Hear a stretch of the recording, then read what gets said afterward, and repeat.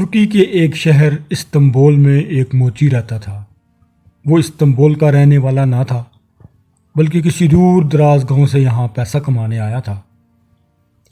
وہ دن رات محنت کر کے جو کچھ کماتا اسے سنبھال کر رکھتا اور اپنی ذات پر بہت کم خرچ کرتا۔ اس خیال سے اس کے دن آرام سے گزر رہے تھے کہ وہ گھر والوں کے لیے کافی رقم لے کر جائے گا۔ کئی برس گزر گئے۔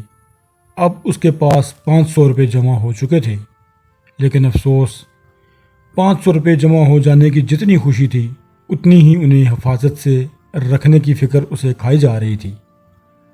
ہر وقت یہ دھڑکا لگا رہتا تھا کہ کوئی اس کی خون پسینے کی کمائی کو چرا کر نہ لے جائے۔ آخر سوچ سوچ کر اس کے ذہن میں یہ تجویز آئی کہ وہ رقم کسی ایماندار آدمی کے پاس رکھ دے اور گاؤں واپس جاتے وقت لے لے۔ اس نے سوچا، شہر کی قاضی سے زیادہ ایماندار کون ہو سکتا ہے؟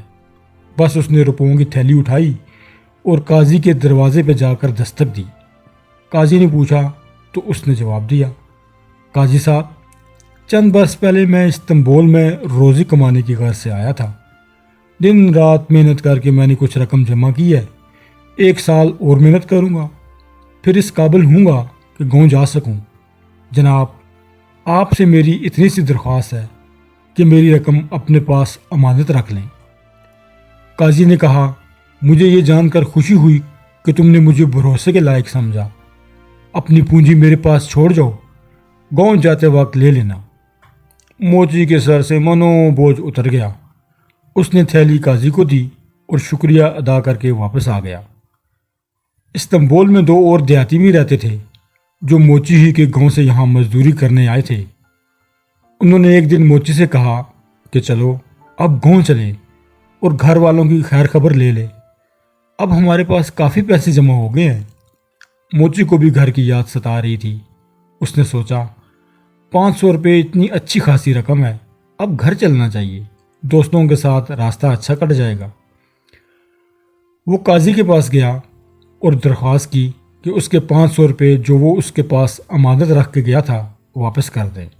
وہ اب اپنے گاؤں جا رہا ہے۔ موچی کا روپے مانگنا تھا کہ قاضی غصے سے آگ بگولا ہو گیا اور بولا، کیا بکتا ہے، کون سے روپے؟ موچی کانپتے ہوئے بولا، جناب، وہ روپے جو میں آپ کے پاس امانت رکھ کے گیا تھا۔ یہ سن کر قاضی چیخنے لگا، دفع ہو جا میری نظروں سے، ورنہ دھکے دے کر نکلوا دوں گا، بے ایمان جھوٹا کہیں گا۔ موچی بیچارہ مجبور تھا، بھلا قاضی کے خلاف اس کی فریاد کون سنتا؟ اس نے یہ سوچ کے کہ برائی کا بدلہ خود خدا لے لے گا، اپنا معاملہ اللہ کے سپرد کر دیا اور پھر پہلے کی طرح پائی پائی جمع کرنے لگا۔ ایک دن وہ دکان میں بیٹھا آہیں بھر رہا تھا کہ ایک سوداگر کی بیوی جوتا خریدنے آئی۔ وہ رحم دل خاتون تھی۔ اس نے موچی کو اداس دیکھا تو نرمی سے پوچھا، کیا بات ہے، اتنی ٹھنڈی آہیں کیوں بھرتے ہو؟ موچی پہلے تو کچھ جھجکا، لیکن جب خاتون نے اصرار کیا تو ساری کہانی اسے کہہ سنائی۔ خاتون نے کچھ دیر سوچا، پھر بولی، کل صبح تم قاضی کے گھر جانا اور اپنے روپے مانگنا، لیکن اس طرح مانگنا جیسے پہلی بار مانگنے آئے ہو۔ یہ کہہ کر خاتون گھر آئی، اپنے قیمتی زیورات جمع کیے اور پھر نوکرانی کو بلا کر کہا، کل میں قاضی صاحب کے ہاں جا رہی ہوں، تم میرے ساتھ چلو گی، اور ہاں دھیان سے سنو، جب میں قاضی کے گھر میں داخل ہو جاؤں تو تم باہر کھڑی رہنا۔ تھوڑی دیر بعد ایک آدمی آئے گا اور گھر کے اندر چلا جائے گا۔ چوں ہی وہ گھر سے باہر نکلے تم بھاگتی ہوئی آنا اور کہنا کہ بیگم صاحبہ، آپ کے شوہر مصر سے واپس آ گئے ہیں اور آپ کا انتظار کر رہے ہیں۔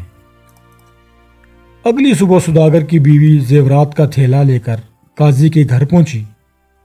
قاضی نے پوچھا، بیگم صاحبہ، میں آپ کی کیا خدمت کر سکتا ہوں؟ میں آپ سے ایک معاملے میں مدد کی امید لے کر حاضر ہوئی ہوں۔ خاتون نے کہا، جو کچھ میرے بس میں ہوگا کرنے کی کوشش کروں گا۔ قاضی نے جواب دیا، بات یہ ہے قاضی صاحب کہ میرے شوہر تجارت کے لیے مصر گئے ہیں، وہ وہاں کافی دن رہیں گے۔ انہوں نے مجھے مصر بلایا ہے، لیکن مجھے ایک چیز کی فکر ہے، دیکھیے نا، میں ان زیورات کا کیا کروں؟ یہ کہہ کر سوداگر کی بیوی نے تھیلا کھولا اور سارے زیور قاضی کے سامنے میز پر الٹ دیے۔ پھر بولی، اندازہ کیجیے، یہ بے حد قیمتی ہیں، میں ان کو گھر میں چھوڑ کر نہیں جا سکتی اور نہ اتنے لمبے سفر میں ساتھ رکھ سکتی ہوں، اس لیے آپ کی خدمت میں حاضر ہوئی ہوں۔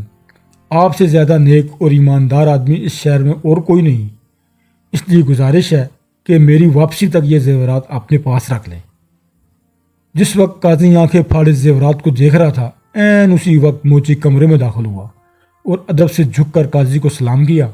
قاضی نے بڑے اخلاق سے کہا، کیوں میرے دوست، میں تمہاری کیا خدمت کر سکتا ہوں؟ قاضی صاحب، میں کل اپنے گاؤں جا رہا ہوں، موچی نے کہا، اور اپنے 500 روپے جناب سے واپس لینے آیا ہوں جو آپ نے اپنے پاس رکھ کر مجھ غریب پر احسان کیا تھا۔ اوہو، تو تم وقت سے پہلے ہی جا رہے ہو، قاضی نے کہا۔ پھر اس نے خزانچی کو آواز دے کر بلایا اور حکم دیا کہ موچی کی رقم اسے واپس کر دی جائے۔ موچی نے اپنے روپے گن کر تھیلی میں ڈالے اور سلام کر کے چلا گیا۔ کتنی عجیب بات ہے، ایک عام سا آدمی بھی مجھ پہ بھروسہ کرتا ہے۔ آپ نے دیکھا کہ ایک معمولی موچی کسی رسید کے بغیر اپنی عمر بھر کی کمائی میرے پاس رکھ جاتا ہے، کیونکہ اسے یقین تھا کہ اس کا روپیہ مانگنے پر فوراً مل جائے گا۔ ابھی قاضی کی بات ختم نہ ہوئی تھی کہ نوکرانی باہر سے دوڑتی ہوئی آئی اور بولی، مالکن، مالک مصر سے واپس آ گئے ہیں اور آپ کا انتظار کر رہے ہیں۔ خاتون نے کہا، ہائے کتنی خوشی کی بات ہے۔ یہ کہہ کر اس نے میز سے زیور سمیٹے اور قاضی کو سلام کر کے چلی گئی۔ ایک لمحے تک تو قاضی چکرایا رہا کہ یہ ہوا کیا ہے۔ کچھ دیر بعد اسے احساس ہوا کہ ٹھگ کو ٹھگ لیا گیا ہے۔ اس خیال کے آتے ہی اسے اتنا غصہ آیا کہ وہ اپنی داڑھی کے بال نوچنے لگا۔